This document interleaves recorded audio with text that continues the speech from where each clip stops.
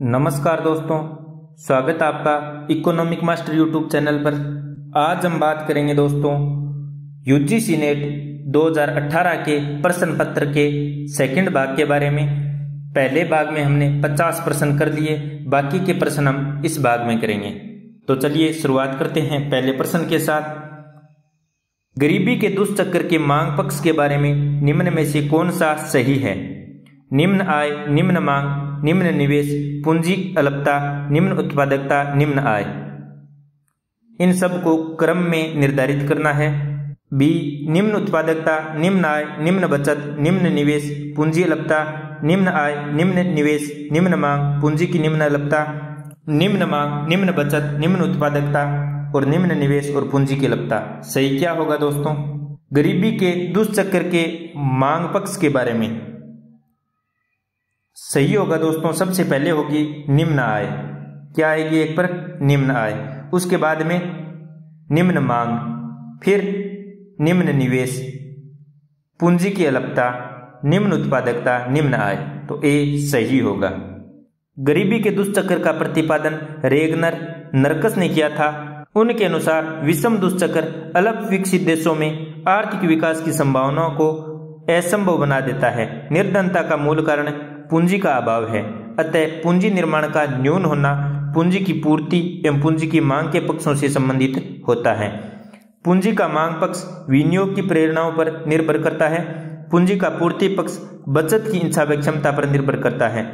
मांग पक्ष निम्न आय, निम्न मांग, निम्न निवेश पूंजी, पूंजी की अल्पता, निम्न उत्पादकता, निम्न आय इससे संबंधित है।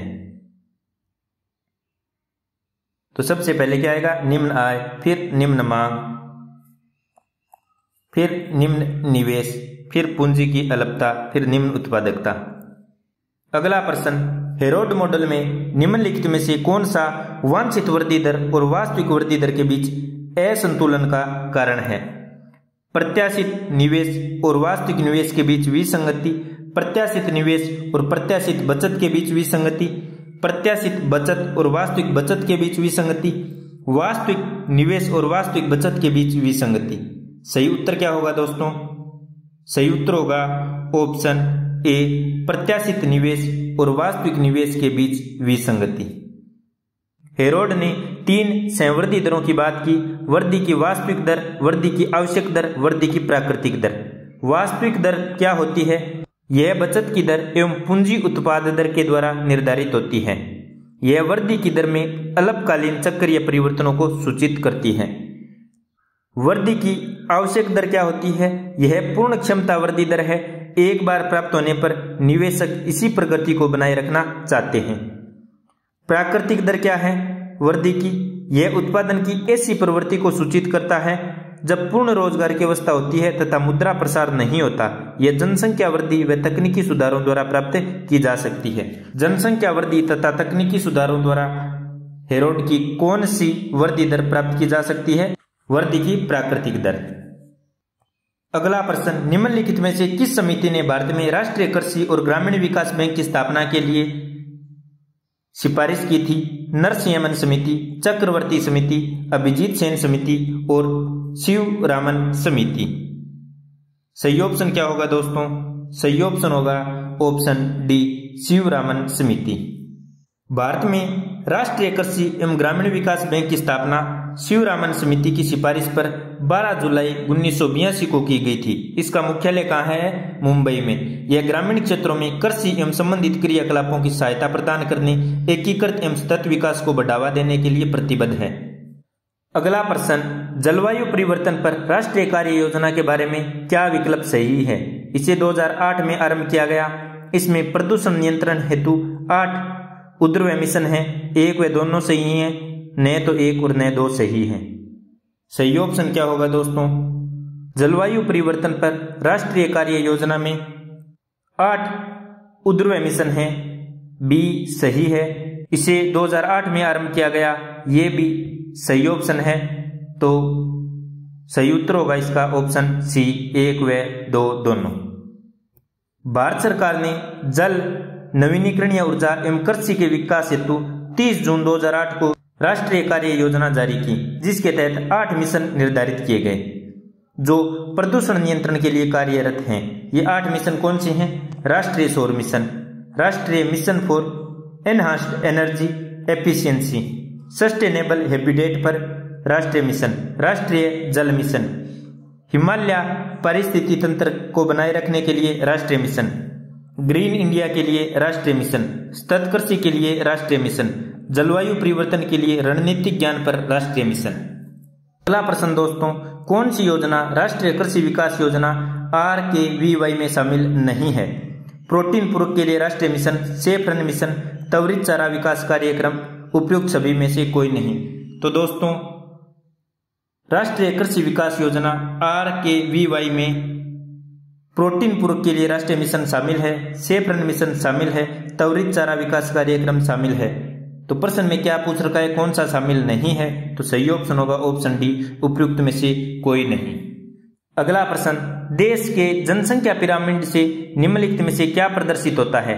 जनसंख्या का ग्रामीण शहरी वितरण, जनसंख्या का युवा वर्ग वितरण, जनसंख्या का आयु और लिंग के अनुसार वितरण, जनसंख्या का लिंगानुसार वितरण।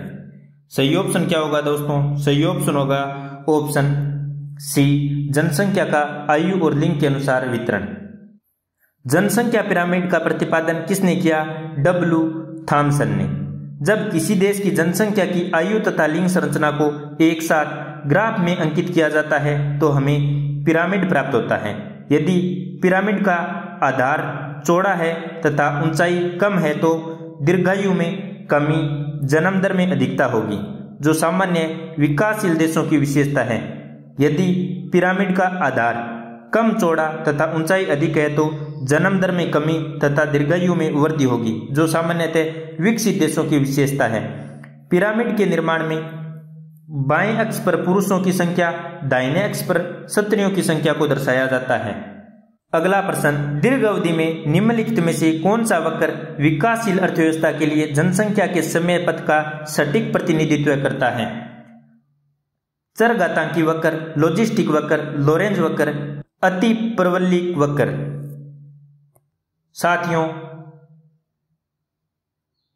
लॉजिस्टिक वक्र है वो विकासशील अर्थव्यवस्था के लिए जनसंख्या के समय पथ का सटीक प्रतिनिधित्व करता है। तो सही ऑप्शन होगा ऑप्शन बी। लॉजिस्टिक वक्र का प्रतिपादन किसने किया था? पायरे फ्रेंकोसिस वेरहोल्स्ट ने किया था। विकासशील अर्थव्यवस्था में जनसंख्या में तीव्र वृद्धि होती है तथा दीर्घकाल के बाद स्थिर होने की प्रवृत्ति पाई जाती है। और यह वक्र किस प्रकार से है? तो यह देख लीजिए, यह वक्र इस प्रकार से बनाया गया है। कौन सा वक्र? लॉजिस्टिक वक्र। अगला प्रश्न, कुल प्रजननता दर और सकल पुनर्जनन दर के बीच संबंध के बारे में सही कथन को चुने। TFR से अधिक है GRR, TFR के बराबर है GRR, TFR अधिक है GRR से, उपयुक्त सभी। TFR अधिक होता है GRR से, तो सही ऑप्शन होगा ऑप्शन सी। कुल प्रजननता दर सदैव सकल पुनर्जनन दर से अधिक होती है। कुल प्रजनन दर TFR क्या होती है? बच्चों की वह संख्या जो किसी भी स्त्री के संपूर्ण प्रजनन काल 15 से 49 वर्ष की आयु में पैदा हो। TFR 2.1 को प्रजननता की प्रतिस्थापन दर कहते हैं। यानी स्टेबल जनसंख्या रहने के लिए कुल प्रजनन दर कितनी होनी चाहिए? एक महिला की 2.1। सकल पुनर्जनन दर GRR क्या होती है? पुनरुत्पादन या आयु के दौरान पैदा हुई तथा जीवित लड़कियों की संख्या बट्टे देश में कुल स्त्रियों की संख्या। GRR में यदि मात्र मृत्यु दर घटा दें तो हमें NRR प्राप्त हो जाता है, जहां NRR नेट रिप्रोडक्टिव रेट निवल पुनरुत्पादनीय दर कहलाती है। अगला प्रश्न, निम्नलिखित में से किसे पर्यावरणीय अस्थियों के मूल्यांकन के लिए हेडोनिक कीमत के रूप में प्राय संदर्भित किया जाता है? किसी पर्यावरणीय आस्ति की इन हाउस कीमतों और भौगोलिक समीपता में भिन्नता के बीच योजकों का उपयोग करना, किसी पर्यावरणीय आस्ति के मूल्यों के आकलन के लिए वर्तमान मूल्यों का उपयोग करना, किसी पर्यावरणीय आस्ति के मूल्य के आकलन के लिए यात्रा लागतों का उपयोग करना, किसी पर्यावरणीय आस्ति के मूल्यांकन के लिए भुगतान करने की इच्छा का उपयोग करना। सही ऑप्शन क्या होगा दोस्तों?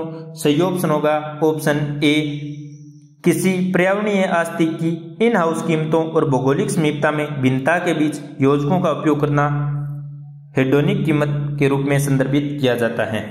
सर्वप्रथम 1974 में शेरविन रोसेन ने हेडोनिक कीमत की व्याख्या की थी।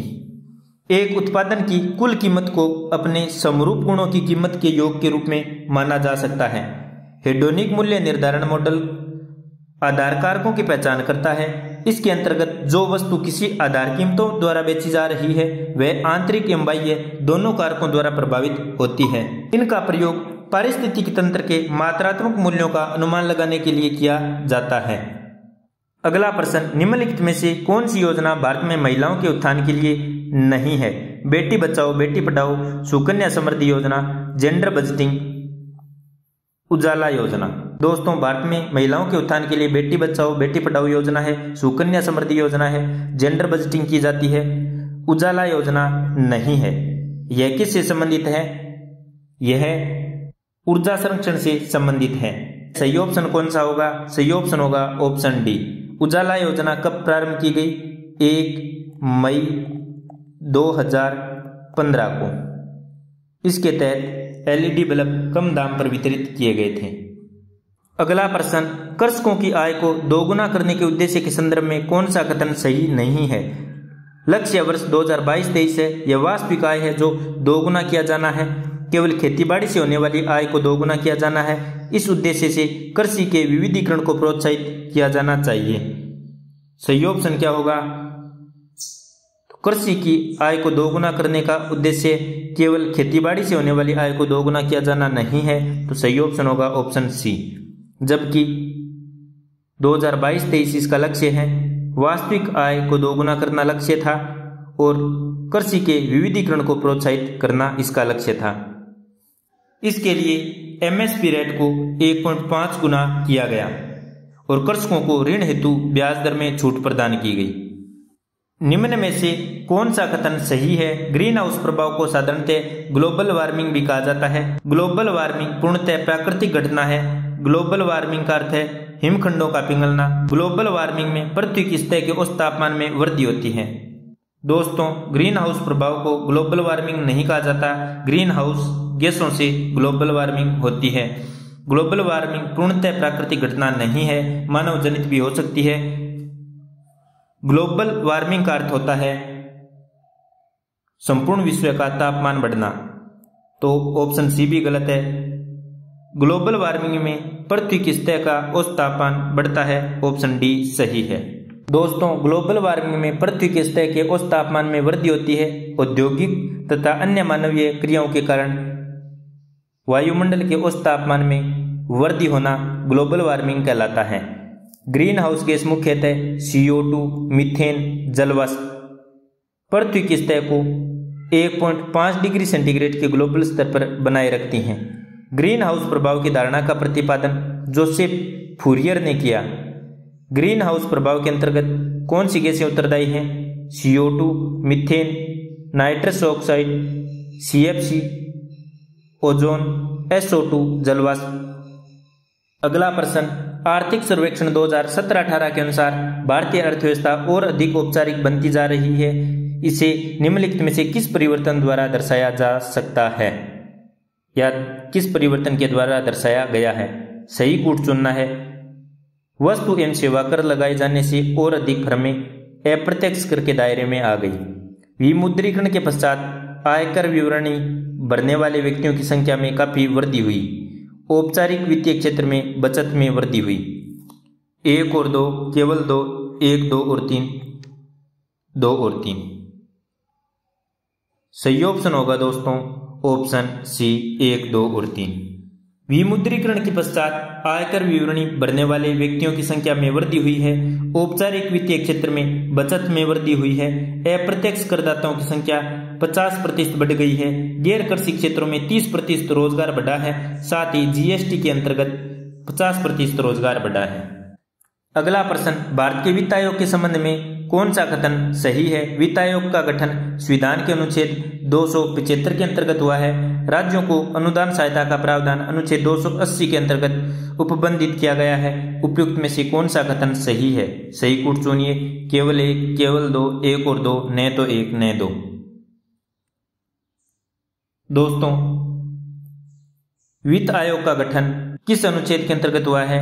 अनुच्छेद 280 के अंतर्गत। तो पहला कथन गलत है। राज्यों के लिए अनुदान सहायता का प्रावधान कौन से अनुच्छेद के तहत है? अनुच्छेद 275 के तहत। तो कथन 2 भी गलत है। तो सही कथन होगा ऑप्शन डी, न तो एक न दो। वित्त आयोग का गठन 22 नवंबर 1951 को संविधान के अनुच्छेद 280 के तहत किया गया था। इसके प्रथम अध्यक्ष कौन थे? के.सी. नियोगी। दोस्तों, आप नीचे कमेंट में बताइए वर्तमान में 16वें वित्त आयोग के अध्यक्ष के रूप में किसे नियुक्त किया गया है? अगला प्रश्न, भारत के सकल घरेलू उत्पाद में कृषि के हिस्से में पिछले वर्षों में कमी आई है। कौन सा इसका कारण नहीं है?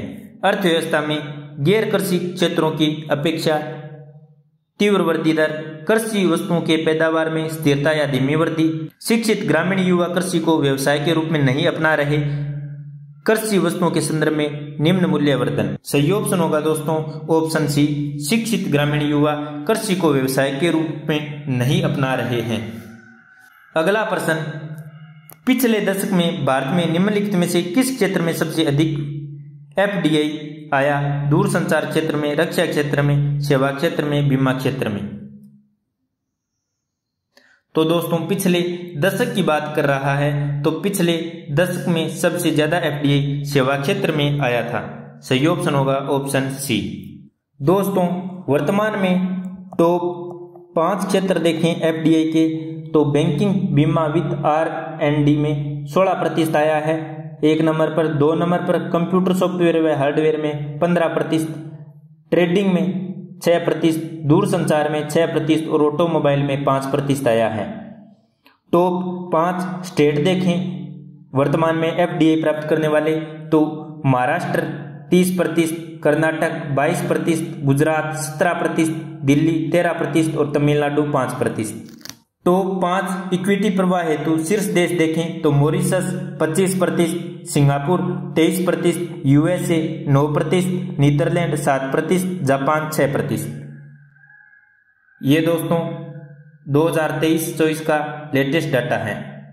अगला प्रश्न दोस्तों, भारत में द्वितुलन पत्र की समस्या के संदर्भ में निम्न कथनों पर विचार कीजिए। अति उत्तोलित कॉरपोरेट ऋण, राष्ट्रीयकृत बैंकों की गैर निष्पादनकारी आस्तियों की अत्याधिकता, उच्च वित्तीय घाटा। सही कूट चुनना है 1 और 3, 1 और 2, 2 और 3, 1, 2 और 3। तो दोस्तों सही ऑप्शन होगा ऑप्शन बी 1 और 2। द्वितुलन पत्र की समस्या में अति उत्तोलित कॉरपोरेट ऋण शामिल है और राष्ट्रीयकृत बैंकों की गैर निष्पादनकारी आस्तियों की अत्याधिकता शामिल है। उच्च वित्तीय घाटा इसमें शामिल नहीं होता है। अगला प्रश्न, भारत सरकार ने केंद्र द्वारा प्रायोजित योजनाओं CSSS को पुनः संरचित किया। पुनः संरचना से संबंधित सही कथनों का चयन नीचे दिए गए कूटों की सहायता से करें। नीति आयोग की शासी परिषद द्वारा पुनः संरचना का निर्णय लिया गया। इससे वे की अतिव्यापीता नहीं होगी और केंद्र द्वारा प्रायोजित योजनाओं में पारदर्शिता और प्रभावीपन आएगा। केंद्र द्वारा प्रायोजित योजनाओं को प्रमुख यानी फ्लैगशिप और गैर प्रमुख एक्स्ट्रा फ्लैगशिप श्रेणियों में वर्गीकृत किया गया। वर्तमान में केंद्र सरकार द्वारा प्रायोजित योजनाओं की संख्या 37 है। सही ऑप्शन कौन सा होगा? 1 2 3 4, 2 3 4, 1 2 1 2 3। दोस्तों सही ऑप्शन होगा ऑप्शन सी 1 और 2। नीति आयोग की शासी परिषद द्वारा पुनर्संरचना का निर्णय लिया गया। इससे व्यय की अतिव्यापीता नहीं होगी और केंद्र द्वारा प्रायोजित योजनाओं में पारदर्शिता और प्रभावीपन आएगा। तो 1 और 2 सही होगा। अगला प्रश्न, 2011 की जनगणना के अनुसार शहरीकरण के अंश के अनुसार निम्नलिखित में से राज्यों का घटता क्रम लगाइए। तमिलनाडु, महाराष्ट्र, गोवा, पंजाब। सही कूट कौन सा होगा? 2 1 4 3, 3 1 2 4, 1 3 4 2, 4 2 1 3। तो 1 नंबर पर आएगा दोस्तों गोवा, 2 नंबर पर आएगा तमिलनाडु, 3 नंबर पर आएगा महाराष्ट्र और 4 नंबर पर आएगा पंजाब। तो सही ऑप्शन होगा दोस्तों ऑप्शन बी। साथियों, भारत में नियमित जनगणना की शुरुआत 1881 ईस्वी में लॉर्ड रिपन के कार्यकाल में हुई। 1881 में जनगणना आयुक्त कौन थे? W प्लोडन।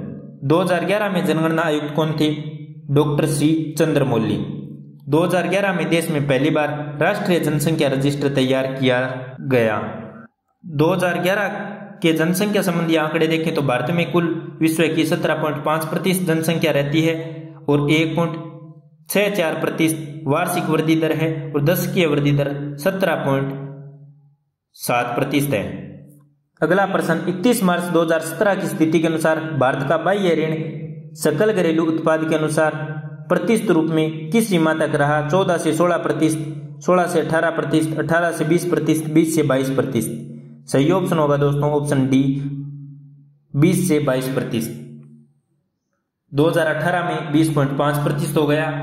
दोस्तों ये आंकड़े हमेशा चेंज होते रहते हैं, आप गूगल करते रहिएगा और वर्तमान आंकड़ा लिख लीजिएगा। मैं पुराने पेपर के हिसाब से करवा रहा हूं ताकि आपको समझ में आ जाए कि किस तरह के प्रश्न आते हैं।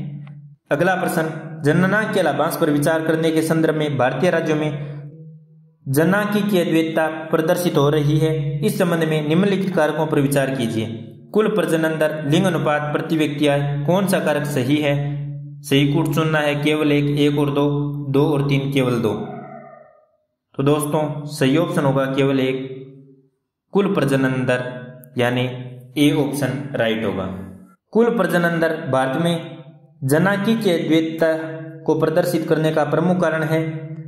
जननांक की द्वैतता जब किसी देश में 2 आर्थिक क्षेत्रों का अस्तित्व होता है, दोनों क्षेत्रों की विकास दर भिन्न भिन्न होती है, भिन्न भिन्न तकनीकी मांग फलन होते हैं, तो उसे जननांक की द्वैतता कहते हैं। इसका प्रतिपादन जूलियस हर्मन बोंके ने किया था। इसमें परंपरागत अर्थव्यवस्था और विकसित अर्थव्यवस्था 2 प्रकार की आती हैं। अगला प्रश्न, भारतीय अर्थव्यवस्था में निम्नलिखित घटनाओं को कालक्रमानुसार व्यवस्थित करें। 14 बैंकों के राष्ट्रीयकरण का पहला चरण, बैंकिंग प्रणाली पर नरसिंहमन प्रथम समिति का गठन, फेमा अधिनियम को अधिनियमित करना, भारतीय निर्यात आयात बैंक की स्थापना।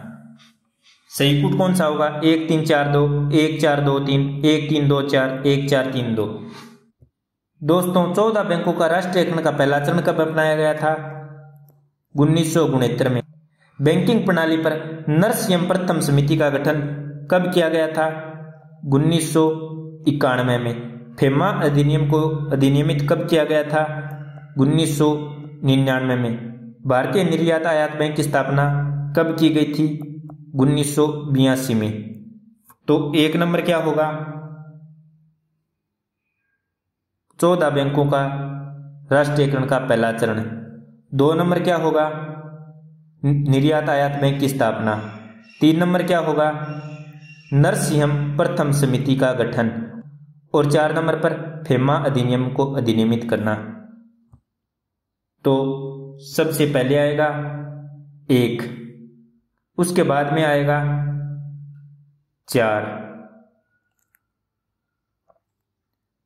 उसके बाद में आएगा 2। सही ऑप्शन होगा दोस्तों ऑप्शन बी। अगला प्रश्न, निम्नलिखित में से कौन सी जोड़ी सही रूप में सुमेलित नहीं है? संकल्पना और संगठन, महिला विकास सूचकांक, UNDP, व्यापार करने में सरलता, विश्व बैंक, समावेशी सूचकांक, विश्व आर्थिक फोरम, विश्व भूखमरी सूचकांक, संयुक्त राष्ट्र संघ। साथियों महिला विकास सूचकांक UNDP जारी करता है, सही है। व्यापार करने में सरलता, ईज ऑफ डूइंग, विश्व बैंक जारी करता है। समावेशी सूचकांक यानी इंक्लूसिव इंडेक्स, विश्व आर्थिक फोरम जारी करता है। विश्व भूखमरी दिवस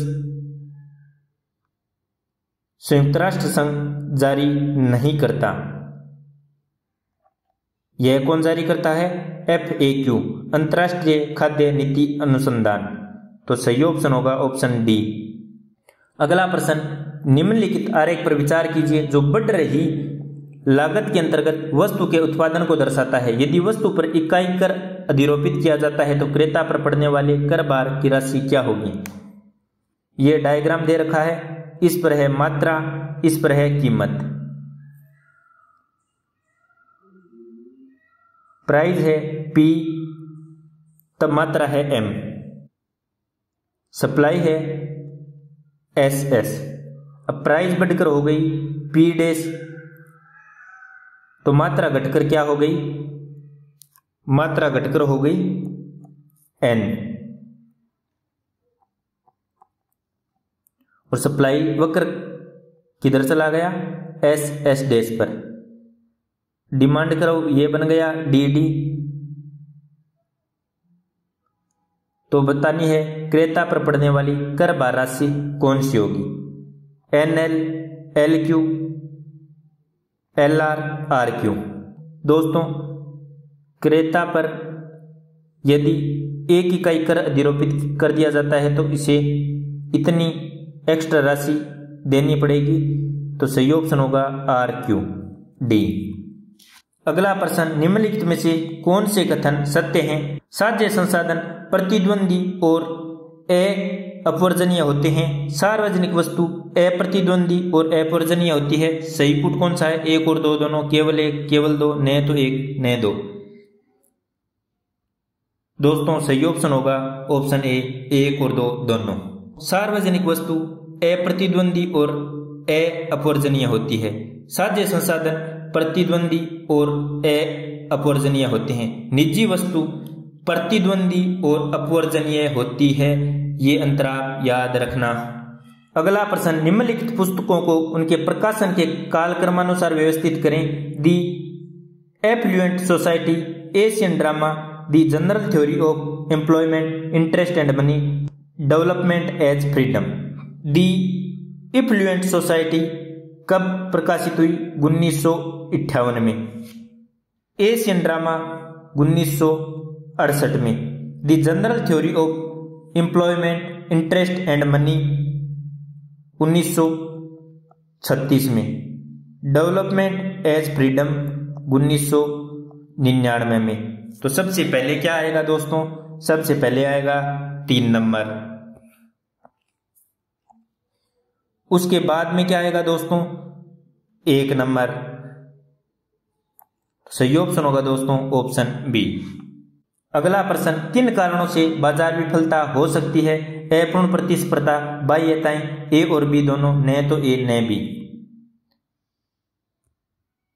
तो दोस्तों अपूर्ण प्रतिस्पर्धा और बाह्यताएं दोनों कारणों से बाजार विफलताएं हो सकती हैं। तो सही ऑप्शन होगा ऑप्शन सी।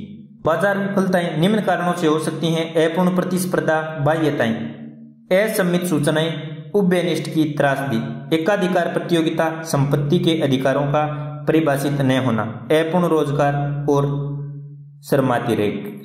अगला प्रश्न, पूंजीगत लाभ का अर्थ है आस्ति के मूल्य में वृद्धि, पूंजी स्टॉक में वृद्धि, आस्ति की आय में वृद्धि, विदेशी पूंजी की राशि में वृद्धि। दोस्तों कोई प्रतिभूति शेयर, डिवेंचर या मकान या अन्य कोई संपत्ति जब अपनी क्रय लागत या निर्माण लागत से अधिक मूल्य पर बिकती है तो इस प्रकार होने वाले लाभ को पूंजी लाभ कहते हैं।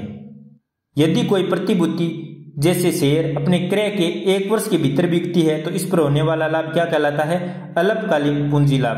1 वर्ष से अधिक अवधि की प्रतिभूति को बेचने से प्राप्त लाभ दीर्घकालीन पूंजी लाभ कहलाता है। तो इसमें सही ऑप्शन होगा ऑप्शन ए, आस्ति के मूल्य में वृद्धि पूंजीगत लाभ कहलाता है। अगला प्रश्न, पालमा अनुपात किसका माप है। आय की असमानता, स्टॉक मार्केट में उतार चढ़ाव, किसी क्षेत्र में रुग्णता, फसल की कीमतों का उतार चढ़ाव।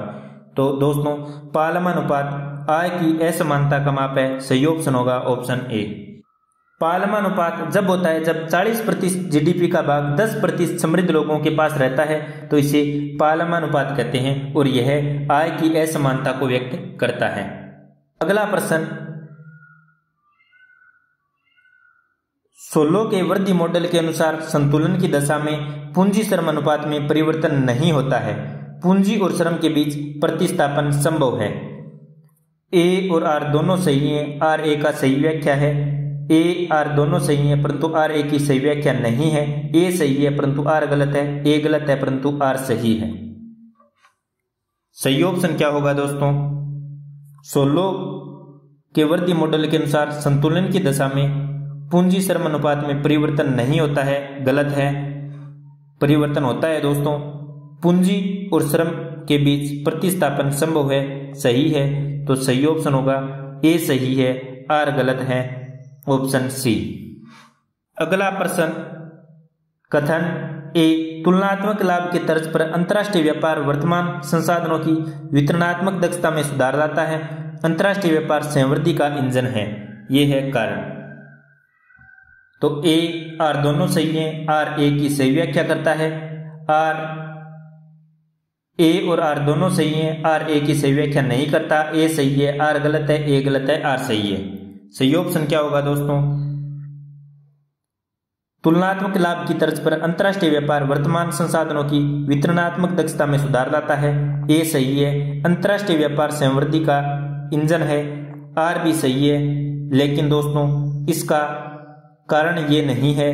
तो सही ऑप्शन होगा ऑप्शन बी, ए और बी दोनों सही हैं और आर ए की सही व्याख्या नहीं करता। अगला प्रश्न, उत्पादन संभावना सीमा वक्र एक सीधी रेखा हो सकती है, संसाधन विशेषीकृत नहीं है और बिना किसी अतिरिक्त लागत के इनका प्रतिस्थापन किया जा सकता है।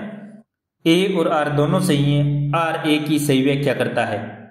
ए और आर दोनों सही हैं, आर ए की सही व्याख्या नहीं करता। ए सही है, आर गलत है, ए गलत है, आर सही है। सही ऑप्शन क्या होगा दोस्तों? उत्पादन संभावना सीमा वक्र एक सीधी रेखा हो सकती है, सही है। संसाधन विशेषीकृत नहीं होते और बिना किसी अतिरिक्त लाभ के इनका प्रतिस्थापन किया जा सकता है, आर भी सही है और आर ए की सही व्याख्या करता है। तो सही ऑप्शन होगा ऑप्शन ए। ये उत्पादन संभावना वक्र किस प्रकार का हो सकता है जिसमें सीधी रेखा होती है? तो ये आप देख सकते हैं, इस प्रकार से हो सकता है समान लागत की स्थिति में। उन्नतोत्तर उत्पादन संभावना वक्र गिरती हुई लागत की स्थिति में होता है, इस तरह से, और उन्नतोत्तर उत्पादन संभावना वक्र बढ़ती हुई लागत स्थिति में होता है, इस प्रकार से। अगला प्रश्न, अवमूल्यन के परिणाम स्वरूप किसी अर्थव्यवस्था में व्यय परिवर्तन होता है। अवमूल्यन भुगतान संतुलन के चालू खातों की संरचना को परिवर्तित करता है। ए और आर दोनों सही हैं, आर ए की सही व्याख्या करता है। ए और आर दोनों सही हैं, आर ए की सही व्याख्या नहीं करता। ए सही है, आर गलत है, ए गलत है, आर सही है। दोस्तों सही ऑप्शन होगा ऑप्शन ए भी सही है और कारण आर भी सही है और आर ए की सही व्याख्या करता है। अवमूल्यन के परिणाम स्वरूप किसी अर्थव्यवस्था के व्यय में परिवर्तन होता है। अवमूल्यन भुगतान संतुलन के चालू खाते की संरचना में परिवर्तन होता है। इस अवमूल्यन भुगतान संतुलन के चालू खाते की संरचना में वस्तु सेवा व्यापार एवं एक पक्षीय हस्तांतरण को शामिल किया जाता है। अवमूल्यन के परिणाम स्वरूप किसी अर्थव्यवस्था के व्यय में परिवर्तन होता है, जिससे निर्यात में वृद्धि और आयात में कमी होती है। अगला प्रश्न, विकासशील देशों के आर्थिक कार्यकलापों पर बाह्य दबावों का विशिष्ट महत्व होता है। प्रबल और निर्भर देशों के बीच संबंध असमान पैटर्न को मजबूत करने के लिए गणितात्मक होते हैं। ए और आर दोनों सही हैं, आर ए की सही व्याख्या करता है। ए और आर दोनों सही हैं, आर ए की सही व्याख्या नहीं करता। ए सही है, आर गलत है, ए गलत है, आर सही है। सही ऑप्शन होगा दोस्तों ए और बी दोनों सही हैं, आर ए की सही व्याख्या करता है। विकासशील देशों के आर्थिक क्रियाकलापों पर बाह्य दबावों का विशिष्ट महत्व होता है, तो ए सही है। प्रबल और निर्भर देशों के बीच संबंध असमान पैटर्न को मजबूत करने के लिए गणितात्मक होता है, आर भी सही है और आर ए की सही व्याख्या नहीं करता। तो सही ऑप्शन होगा दोस्तों ऑप्शन बी, ए और आर दोनों सही हैं लेकिन आर ए की सही व्याख्या नहीं करता। अगला प्रश्न दोस्तों, यदि किसी उपभोक्ता का मांग फलन डी 10-2p है तो कीमत 2 पर उपभोक्ता अतिरेक क्या होगा? 2, 10, 9, 15। सही ऑप्शन क्या होगा दोस्तों? सही ऑप्शन होगा ऑप्शन सी 9। इस सूत्र के माध्यम से आप इसे हल कर सकते हैं आराम से। ये हल आप वीडियो को पॉज करके आराम से देख लीजिए। अगला प्रश्न, किसी उत्पादक का कुल लागत फलन सी बराबर 10 + 5q + 2q स्क्वायर है। यदि कीमत 15 है तो समीकरण में उत्पादक की सीमांत लागत क्या होगी? 10, 5, 15, 4। दोस्तों सही ऑप्शन क्या होगा? सही ऑप्शन होगा ऑप्शन सी 15। यह किस प्रकार से हल किया जाएगा? पॉज करके आप आराम से देख लीजिए। अगला प्रश्न, लियोनतीफ की स्थैतिक प्रणाली की आर्थिक व्यवहार्यता और प्रौद्योगिकी साध्यता के निम्नलिखित में से कौन सी शर्त है? मार्शल एजवर्थ शर्त, कुन-टुकुर शर्त, हॉकिंस साइमन शर्त, प्राथमिक समस्याओं के लक्ष्य फलन का मान प्राथमिक द्वैत के लक्ष्य फलन के मान के बराबर होना चाहिए। तो दोस्तों सही ऑप्शन क्या होगा? लियोनतीफ की स्थैतिक प्रणाली की आर्थिक व्यवहार्यता और प्रौद्योगिकी साध्यता की शर्त है हॉकिंस साइमन शर्त। ऑप्शन सी राइट होगा। लियोनतीफ अवयव के सभी अवयव धनात्मक होते हैं। अवयव के मुख्य विकर्ण के प्रत्येक अवयव के भी निश्चित रूप से धनात्मक होने चाहिए। तो इस प्रकार से यह वक्र बनेगा। अगला प्रश्न, रैखिक प्रोग्राम समस्याओं के समाधान के लिए निम्नलिखित में से किसने सिंप्लेक्स विधि को विकसित किया? कूपमन्स, डांजिंग, लियोनतीफ, सोलो। सही ऑप्शन होगा दोस्तों ऑप्शन बी डांजिंग। डांजिंग ने रैखिक प्रोग्राम समस्याओं के समाधान के लिए सिंप्लेक्स विधि का प्रतिपादन किया। वास्तव में रैखिक प्रोग्रामिंग का विचार सर्वप्रथम एलवी कोटोरोविच ने दिया था। रेखीय परियोजना, रेखीय से तात्पर्य ऐसे संबंध से है जिसे एक सरल रेखा द्वारा प्रदर्शित किया जा सकता है। प्रायोजना जिसका अर्थ है सुव्यवस्थित योजना। एग्जाम्पल के लिए उत्पादन को अधिकतम करने के लिए सुव्यवस्थित योजना एक फर्म द्वारा बनाई जाती है जिसमें किसी निश्चित उत्पादन के लिए न्यूनतम लागत संयोग का चुनाव किया जाता है। अगला प्रश्न, एक थैले में 5 लाल, 7 सफेद और 3 हरी गेंदें हैं। इस थैले में से एक गेंद यादृच्छिक रूप से निकाली जाती है तो उसमें हरी गेंद की संभावना क्या होगी? 12/15, 1/5, 7/15, 1/3। सही ऑप्शन क्या होगा दोस्तों? सही ऑप्शन होगा ऑप्शन बी 1/5। क्योंकि दोस्तों प्रायिकता का सूत्र क्या होता है? प्रायिकता का सूत्र होता है संभाव्य परिणाम बट्टे कुल परिणाम। संभाव्य है 3 और कुल है 15, यानी 7, 3, 10 और 5, 15। तो सही ऑप्शन होगा 1/5।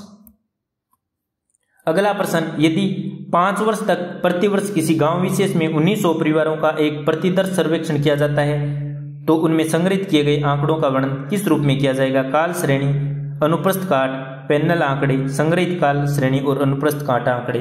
तो सही ऑप्शन होगा दोस्तों ऑप्शन सी पैनल आंकड़े। इसमें जब आय, रोजगार, लिंग, शिक्षा आदि के आंकड़े अलग अलग वर्षों के लिए निकाले जाते हैं तो पैनल आंकड़े कहलाते हैं। अगला प्रश्न, यदि वितरण का मान 40 है, बहुलक 60 है और मानक विचलन 10 है तो विषमता का गुणा क्या होगा? -2, 2, -20, 5। सही ऑप्शन क्या होगा दोस्तों? सही ऑप्शन होगा ए -2। विषमता गुणांक का सूत्र होता है वितरण मान माइनस बहुलक बट्टे मानक विचलन। इसमें आप मान रख दीजिए 40 - 60/10, तो सही ऑप्शन आएगा -2। अगला प्रश्न, किसी बहुरेखिक समास श्रेणी में जिसमें 4 स्वतंत्र चर हैं समग्र समास श्रेणी की महत्ता का परीक्षण किया जाना है। किस परीक्षण का उपयोग किया जाएगा? Z परीक्षण, F परीक्षण, X स्क्वायर परीक्षण, T परीक्षण। सही ऑप्शन होगा दोस्तों ऑप्शन बी F परीक्षण। समग्र समास श्रेणी की महत्ता का परीक्षण के लिए F परीक्षण का प्रयोग किया जाता है। F परीक्षण का प्रतिपादन किसने किया था? फिशर ने।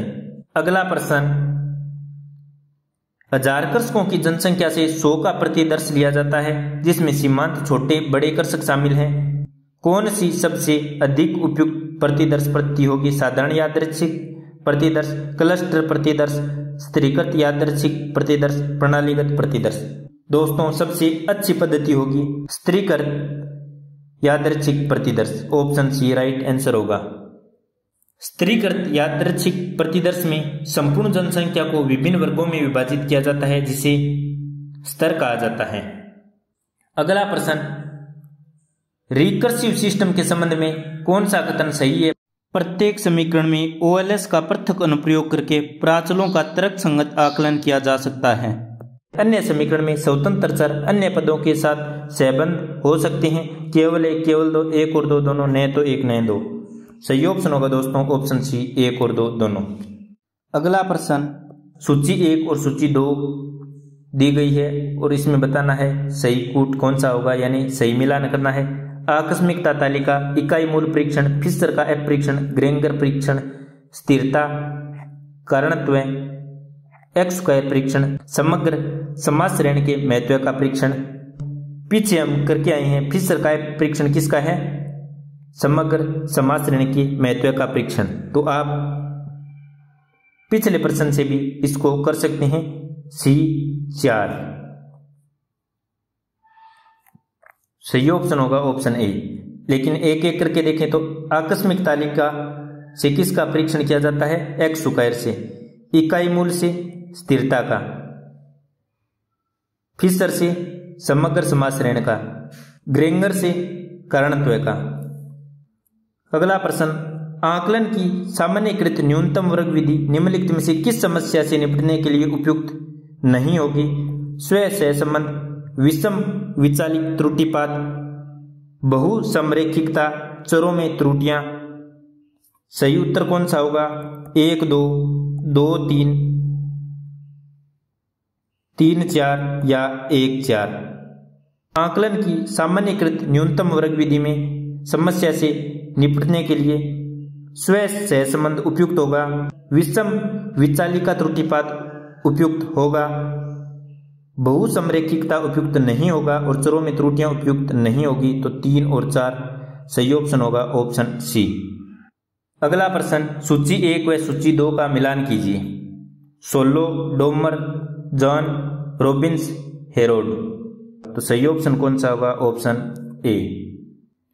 अगला प्रश्न, सामने दिए गए आरेख में सरकार द्वारा निम्नलिखित में से किस बिंदु पर कीमत निर्धारित करनी चाहिए जिसमें एकाधिकार में एक सामाजिक इष्टतम प्राप्त हो। यहां पर लागत और कीमत है, यहां पर परिणाम है MCAC, यहां पर MRAR, बिंदु ए पर, बिंदु बी पर, बिंदु सी पर, बिंदु डी पर। सही ऑप्शन होगा ऑप्शन सी, बिंदु सी पर, क्योंकि दोस्तों बिंदु सी पर MC और AC एक दूसरे को काटते हैं। दोस्तों एकाधिकार संतुलन में MC बराबर होता है MR के, तो C बिंदु पर हमें क्या प्राप्त होगा, C बिंदु पर हमें संतुलन प्राप्त होगा।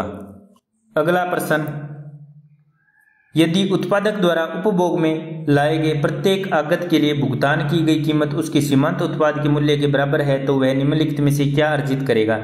0 अति प्रसामान्य लाभ, एकाधिकार लाभ, धनात्मक अति प्रसामान्य लाभ, ऋणात्मक अति प्रसामान्य लाभ।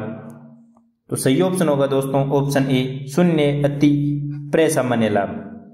अगला प्रश्न, दिनांक 1/2/2018 को घोषित 2018-19 के केंद्रीय बजट के संबंध में निम्नलिखित में से कौन सा सही रूप से सुमेलित है।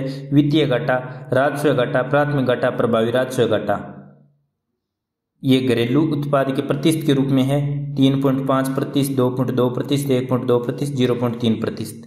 तो दोस्तों ना तो वित्तीय घाटा सही है, ना राजस्व घाटा, ना प्राथमिक घाटा, ना प्रभावी घाटा, सभी ऑप्शन गलत दे रखे हैं, तो कोई सा भी ऑप्शन सही नहीं होगा। तो दोस्तों ये हो गया UGC नेट इकोनॉमिक्स का 2018 का पेपर पूरा। आशा करता हूं आपको समझ में आ गया होगा। यदि आपने economic master YouTube channel subscribe नहीं किया तो अभी सब्सक्राइब कीजिए। धन्यवाद। जय हिंद, जय भारत।